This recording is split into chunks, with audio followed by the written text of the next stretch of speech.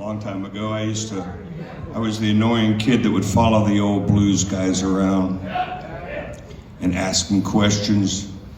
I'd want to get my picture made with them and stuff like that. And it all started out when a friend of mine, we were listening to records in his room. We were like in junior high school, and his older brother came in and he said, "Man, I hear you guys getting into this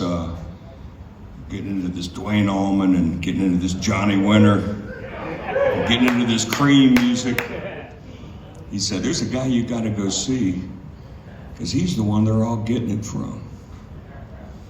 I remember we said, "Who is it we got to go see?" And his older brother said, "You got to go see B.B. King." This was at a time where B.B. King was playing hotel lounges for a week at a time.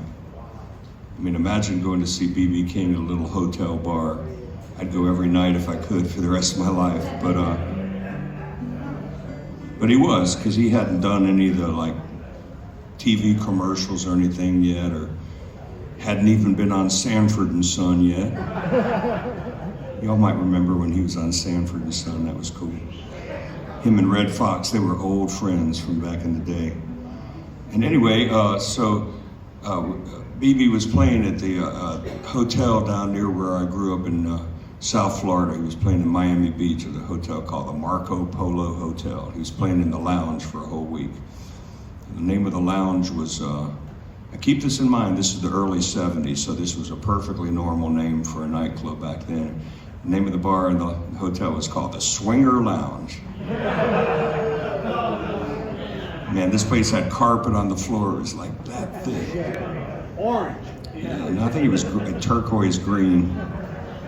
I put some of that shit in my van. Looked pretty good.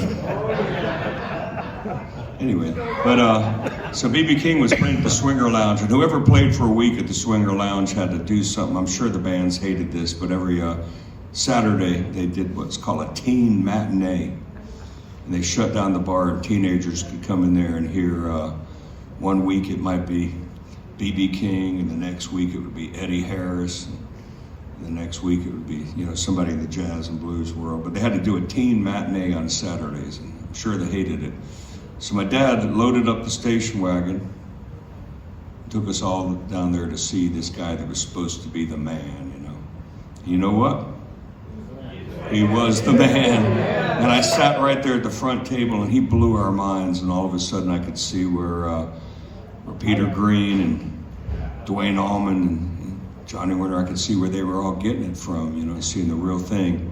And then he greeted us in the lobby, talked to us for what seemed like an hour. It was probably 15, 20 minutes, but he was so friendly, and he talked to all the kids and gave us postcards with his picture on it. So I got the idea that all the blues people, they must be like really friendly people, right? So the next guy I went to see was Howlin' Wolf. And Howlin' Wolf, he comes off the stage, and he's standing about over there.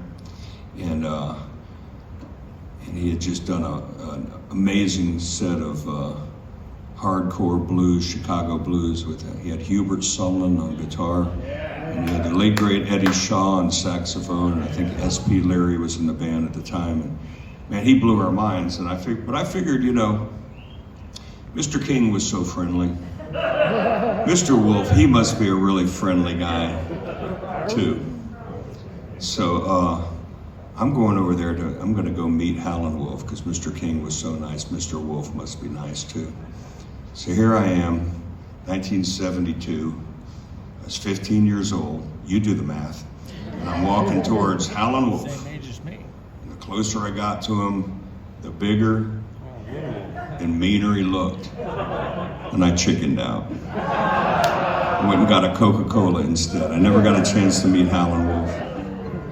Anyway, I know that's a long build-up, a pretty damn long build-up to this next, this Howlin' Wolf song I'm going to play that he played that night.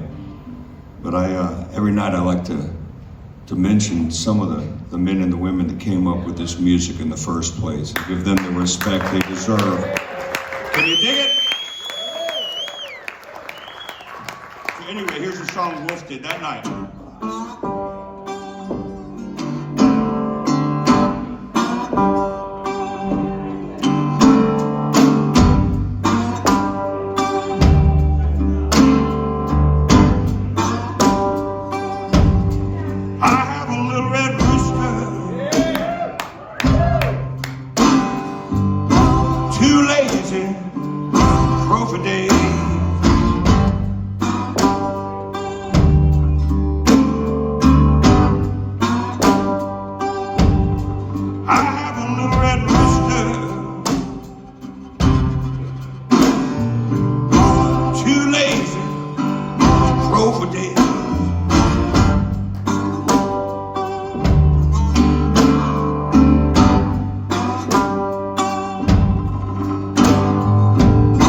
keep everything in the barnyard. Upset in every way.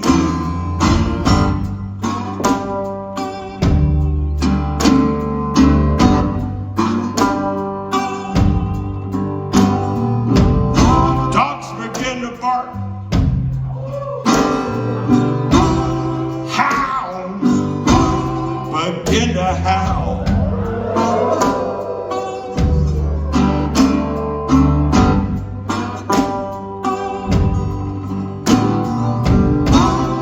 Begin to bark, people.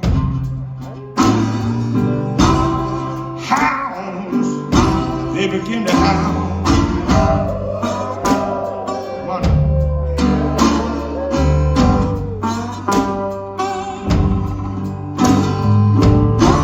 Look out for stray cat.